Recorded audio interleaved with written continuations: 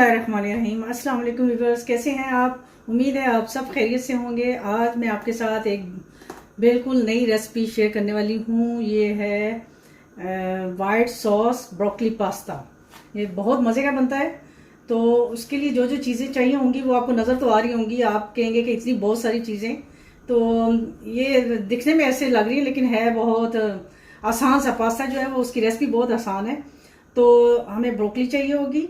ये मैंने 2 बंच ले लिए थे। इसको काट के धो के अच्छी तरह 3-4 पानी से धो के तो मैंने इसको काट लिया है। उसके अलावा हमें चाहिए होगा बटर, पास्ता, मैदा चाहिए होगा 3 चम्मच टेबल स्पून चाहिए होगा। 1 अदद हमें वाइट प्याज चाहिए और नमक और जो लाल मिर्ची है वो हाफ टेबल स्पून चाहिए। और इसके अलावा 2 कनौर क्यूब्स लहसुन अदरक का पेस्ट और चिकन जो मैंने जूलियन में काट लिए हैं, 2 ब्रेस्ट पीस हैं। और हमें चाहिए चीज़ चाहिए होगा जो कि पिज़्ज़े के ऊपर डालते हैं वो, और कुछ स्लाइस चीज़। आप चेडर चीज़ का वो जो बंच सा होता है वो भी ले सकते हैं। और विपिंग क्रीम चाहिए और दूध। तो जैसे जैसे रेसिपी मैं स्टार्ट करूँगी तो आपको साथ साथ बताती जाऊँगी। इसमें जो हमारा बटर और मैदा और दूध जो है वो हमारा वाइट सॉस बनेगा, जो कि मैंने आपको पहले ही अपनी एक रेसिपी में उसकी बता चुकी हूँ, अपनी एक रेसिपी में। तो आप मैं नीचे उसका लिंक उसका दे दूँगी, तो आप उसमें जाके देख सकते हैं कि उसकी रेसिपी।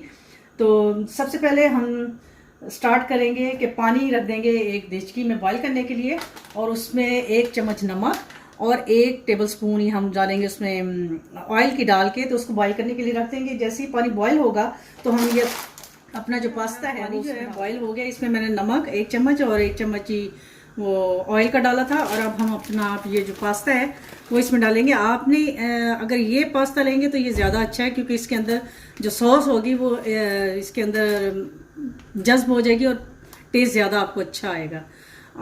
अदरवाइज़ आप कोई सा भी ले सकते हैं, कोई ज़रूरी नहीं कि आपने यही लेना है।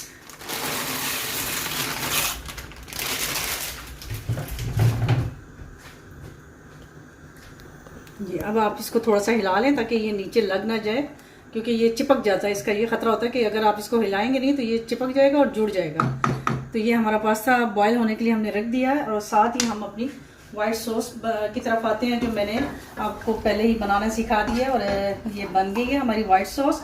और इसको आपने ज़्यादा थिक नहीं करना, इसको आपने थोड़ा पतला पतला ही रखना है, क्योंकि जैसे ही हम इसको पास्ते में डालेंगे तो ये फिर और ज़्यादा थिक हो जाएगी।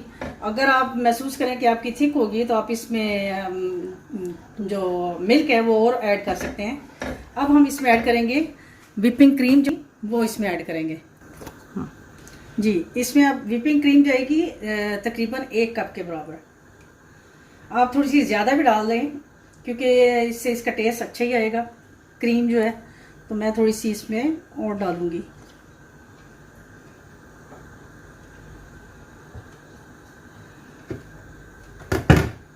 इसको आप मिक्स करेंगे।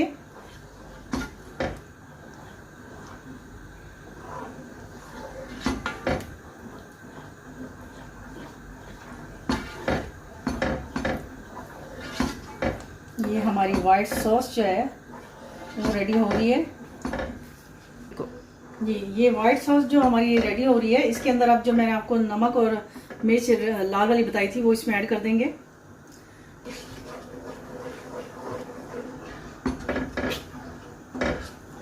इसके अलावा ये जो आपको ये हर्ब्स, थाई हर्ब्स हैं, आप मार्केट से आपको मिल जाएंगे इजीली। आप थाई भी ले सकते हैं, इटालियन भी ले सकते हैं, कोई से भी हर्ब जो होते हैं वो आप यूज़ कर सकते हैं। तो मुझे ये अच्छे लगे तो मैंने इसमें तकरीबन सारे स्पाइसेस होते हैं, तो इसलिए ये हम अंदाजे से डालेंगे थोड़ा सा, जैसे 1 टेबल स्पून के बराबर।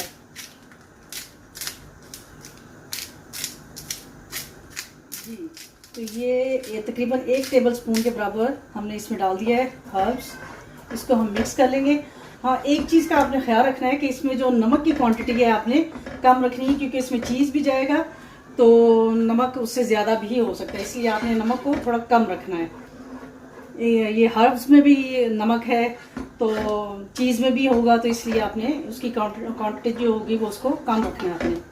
ये हमारी जो वाइट सॉस है वो तकरीबन तैयार हो गई है।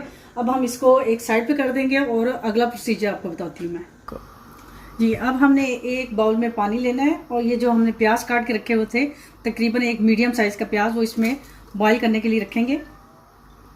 और जो आपको मैंने 2 चिकन क्यूब्स बताई थी वो हम इसके अंदर ऐड कर देंगे। जी, ये हम इसमें ऐड करती हैं चिकन क्यूब्स। अब ये जो प्याज हैं थोड़े हमारे से जैसे हल्के से नरम होंगे ना, तो फिर हम इसको, ये जो हमने ब्रोकली ली थी, अब इसको इसके अंदर हमने 1 कप के बराबर पानी डाल देना है और इसको पॉलीथीन के साथ प्लास्टिक रैप करके तो इसको ओवन के अंदर हमने 3 मिनट के लिए जी, ये जो हमारी ब्रोकली है इसको हमने प्लास्टिक रैप कर लिया है। अब हम इसको 3 मिनट के लिए पहले रखेंगे ओवन में। 3 मिनट के बाद इसको निकालेंगे, फिर 3 मिनट के लिए रखेंगे, फिर थोड़ी देर के लिए निकालेंगे और फिर 3 मिनट के रखेंगे। इस तरह आपने 3 दफ़ा इसको ओवन के अंदर रखना है, 3-3 मिनट के लिए। जी, अब हम एक पैन के अंदर बटर डालेंगे, उसको थोड़ा मेल्ट करेंगे, फिर जो हमने चिकन जूलियन में काट के रखा हुआ था वो हम इसमें थोड़ा सा फ्राई करेंगे। जी, ये हमारा जो बटर है तकरीबन मेल्ट हो चुका है, तो अब हम इसमें ये जो हमारा चिकन है वो हम इसमें डाल देंगे और इसको थोड़ा सा सौते करेंगे। जी, ये जैसे ही हमारा जो चिकन है जो फ्राई होगा तो हमने ये जो गार्लिक पेस्ट थी, जिंजर गार्लिक पेस्ट, वो डाल देंगे इसमें।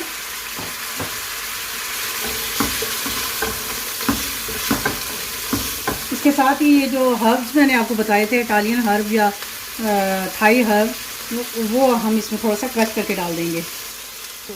जी, ये जो चिकन हमने इसको फ्राई करने के लिए रखा था वो तकरीबन हो गया है और अब हम इसमें जो हमने पेस्ट डाली थी, बनाई थी, वो इसमें ऐड कर देंगे। जी, ये देखिए हमने अपनी सॉस को इसके अंदर ऐड कर लिया। अब जो प्याज और चिकन क्यूब डाल के हमने प्याज को गला लिया था, वो उसका पानी जो होगा वो हम इसके अंदर ऐड कर देंगे। जी, ये देखिए हमने इसमें वो जो प्याज़ों का पानी था और प्याज जो थे उसमें ऐड कर लिए हैं। हमारी जो सॉस है वैसे थिक, इतनी ज़्यादा थिक नहीं है, जितनी हमें चाहिए थी उतनी होनी चाहिए। इसलिए हमने इसको तकरीबन 9 मिनट तक 3-3 मिनट के वक्फे के बाद हमने इसको, वक्फे नहीं 3-3 मिनट का लगाकर तो हमने इसको स्टीम दे दिया है और पानी निकाल के तो अब हम इसको बिल्कुल मैश करेंगे छुरी के साथ, जैसे बिल्कुल चंक से इसके हल्के हल्के चंक्स आने चाहिए, इतने होने चाहिए। इसको करती हूँ। जी, ये देखिए ये हमारी जो ब्रोकली है इसको ऐसे बारीक हमने कर लिया है, हल्के हल्के से इसके चंक्स आने चाहिए, वो हम इसमें ऐड कर देंगे।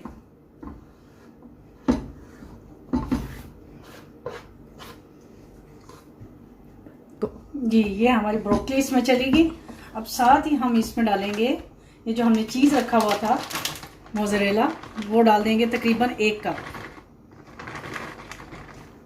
ये 1 कप हमारा चला गया और साथ ही जो मैंने स्लाइस चीज़ थे 3 से 4 अदद, वो इसमें खोल के वो डाल दें।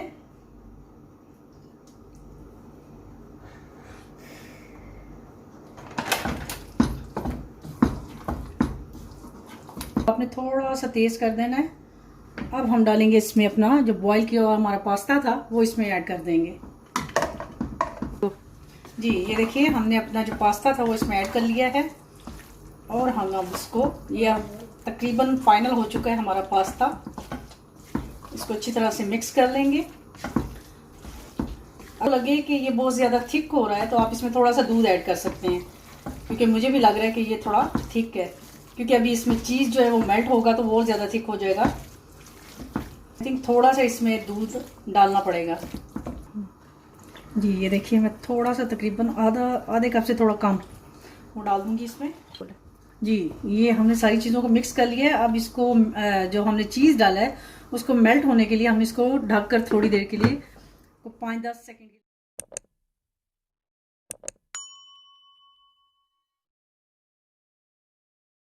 ये देखिए कितना मज़े का कलर हो गया और हमारा चीज़ जो था वो भी मेल्ट हो गया। अब मैं इसको डिश में निकालूंगी, फिर आपको दिखाती हूँ। तो जी, ये देखिए हमारा पास्ता जो है वो रेडी हो गया और मैंने डिश आउट कर लिया है। अब ये जो हर्ब्स थे वो थोड़ा सा इस पे स्प्रिंग कर दूंगी मैं।